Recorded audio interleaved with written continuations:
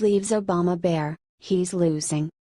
It's clear that Barack Obama planned on raking in millions on the paid speaking circuit while receiving an annual $400,000 pension, but as it turns out the free ride could be over him. According to reports, Congress is preparing to introduce a bill that would stop a president's pension if they take outside income of $400,000 or more. Last year, Obama made the controversial decision to veto this bill. Recently, when he accepted $400,000 to give a speech on Wall Street, the bill's sponsors announced they would be reintroducing the measure in hopes that President Donald Trump will sign it. The Obama hypocrisy on this issue is revealing, noted Representative Jason Chaffetz, our Utah and chairman of the House Oversight and Government Reform Committee. His veto was very self-serving. Chaffetz and Senator Joni Ernst are now gearing up to introduce the Presidential Allowance Modernization Act.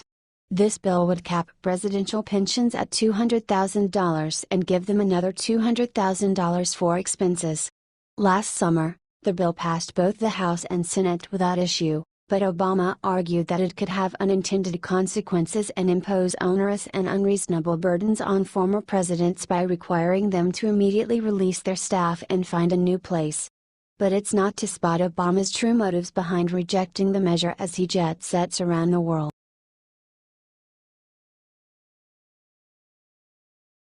Fearless Marine blasts Obama right to his face. Legendary. Not long ago, Barack Obama delivered his farewell address to his hometown of Chicago. Liberals were quick to embrace his comments, taking to social media to mourn the departure of the Obamas. For the rest of us, it was a time of celebration. Many Americans have been able to see through Obama's facade and recognize the devastating impacts he has had on our country. He may be a smooth talker at times, but his plans fall apart when he attempts to put them into action. Now, one Marine has written a letter to Obama, telling him just what his legacy really is. This is your legacy, Mr. President. For the first time, I can say that I'm proud of my country. No, these aren't my words, they're the words of your wife when you took office in 2009. This set the tone for the kind of president you'd be, and the kind of legacy you left behind. Your speech to your adoring fans screaming, 4 more years. It makes for a good soundbite and video clip, but it doesn't paint the picture of the tens of millions of regular Americans that voted you in twice and gotten stabbed in the back for it. You stood in front of hundreds of veterans and promised that their lives would be better after you took office, that they would get the care that their country owed them. 8 years later, the VA is more broken than ever and my brothers and sisters in arms are committing suicide at an all-time high. You ignored the advice of wartime generals and pulled troops out of an unstable country and gave rise to ISIS, the most evil group of people on the planet. This is your legacy. Our country is twice as much in debt as it was when you took office, to the tune of nearly $20 trillion. That number is so large that it may as well be monopoly money, and the only people that are footing the bill are our children, the ones that you cut off at the knees by taking millions in donations from bloated teachers' unions. You know, the ones who hire teachers who can't teach and can't be fired. This is your legacy. You said that America became stronger, but all you did was apologize to corrupt world leaders and made deals with radical Muslims who want us and our allies in Israel to be wiped off the map. You downplayed terrorist attacks as workplace violence, and used national tragedies to trample on the Second Amendment rights of law-abiding citizens. You legitimized the hateful Black Lives Matter movement and gave them the ability to poison the minds of our inner-city youth, then stood on the graves on the officers that lost their lives as a result and had the audacity to lecture grieving police officers about race relations. This is your legacy. You said Middle America clings to God and guns, while you waged war on both. You tried to pass yourself off as a Christian, while telling radical Muslim nations that practice Sharia law that you stand with them. This is your legacy. You spoke about Obamacare being a force for good, but don't have the common sense to realize that holding a gun to the heads of people who work for a living, to pay for the ones that don't, makes everyone worse off. Making it illegal for people not to have coverage is exactly the kind of socialism that conservatives warned about before you got into office. You dismiss these claims as conspiracy theories, But now we have regular, healthy families having to pay tens of thousands of dollars for the bare minimum of healthcare. This is your legacy. Before you were elected, you made the case that the first black president would be a milestone for this country. 8 years later, you're standing on the podium, saying, yes, we did, like you've accomplished something other than playing a record amount of golf as the country gets ready for its second great recession. This is your legacy. What may come as a surprise to you and the rest of the now far left pundits that run the media is, the color of your skin never mattered to America. It was the policies that attracted Americans, the decency and unity that you said you'd restore to this nation, and it was the betrayal of these ideas which gave us an actual outsider, and the person that you failed to stop, Donald Trump. Your presidency was a wake-up call for America. You will be the president that will be remembered by those too young to know any better, not as a champion and protector of our rights and Constitution, but as a celebrity. Everything you've done to this country over your 8 years will be wiped from the history books, and your legacy, as much as it hurts right now, will be nothing more than a distant memory. I wish you farewell, and I'm hopeful for the future of my country, which just proved that it deserves someone better than you.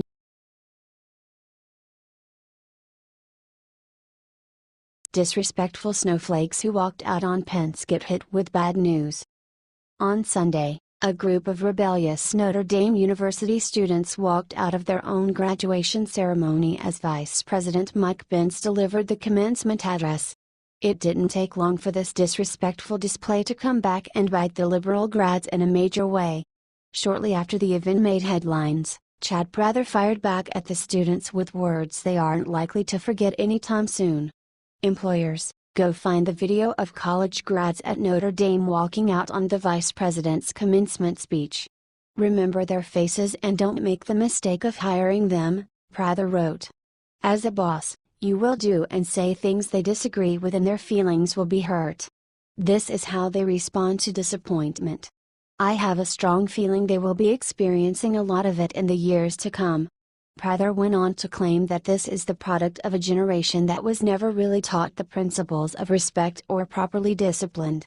This little juvenile protest demonstrates the fact that this generation has never been held accountable with consequences from their actions, he concluded. If one of my kids walked out on Joe Biden in that fashion, there would have been hell to pay. Believe that. Several prominent names, like Tomi Lahren, took notice of Prather's claims and agreed with them. What do you think? Do you agree with Prather's message?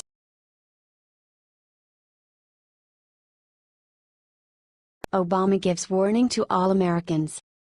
According to Barack Obama, too much patriotism is bad for minorities. In a speech in Indonesia, the former president recently warned that sectarian politics could lead to chaos and violence. Obama went on to say that some countries have adopted an aggressive kind of nationalism and increased resentment of minority groups. It's been clear for a while that the world is at a crossroads. At an inflection point, Obama said, explaining how much the capital of Jakarta has improved since he lived there as a child. But the increased prosperity has been accompanied by new global problems, ranging from inequality to terrorism. If we don't stand up for tolerance and moderation and respect for others, if we begin to doubt ourselves and all that we have accomplished, then much of the progress that we have made will not continue, he said. What do you think of Obama's comment?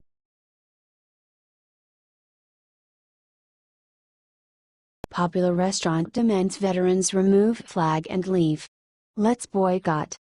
Recently, a Dave & Buster's restaurant in Grandville, Michigan demanded that military veterans Victor Murdoch and Adrienne Brown of the American Legion Riders Post 179 either remove their vests or leave the establishment.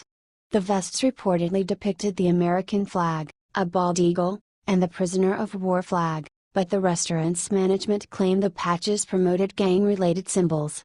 The group was asked to remove the jackets or turn them inside out because the business dress code prohibits evidence of gang affiliation, Dave & Buster's said in a statement. Spokeswoman April Spearman said the policy was in place to ensure that everyone is able to enjoy themselves in a fun and safe environment. The American Legion is known as one of the most respected veterans organizations in the United States. It has been around since 1919 and is far from a gang. Instead, it has been working to make life better for veterans. Conservatives have decided to boycott the restaurant until they apologize for this major misstep. Do you agree that the restaurant needs to apologize?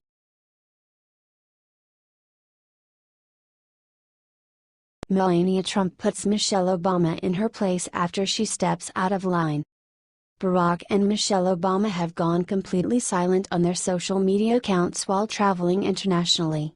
The former presidential couple didn't even bother to acknowledge Independence Day, a day that all Americans should recognize with pride and patriotism. In stark contrast, President Trump and First Lady Melania Trump celebrated the occasion with members of the military and their families. The First Lady stood out as elegant, poised, graceful, and respectful of those who have served to protect our country's many freedoms. Melania is a remarkable First Lady. Do you agree?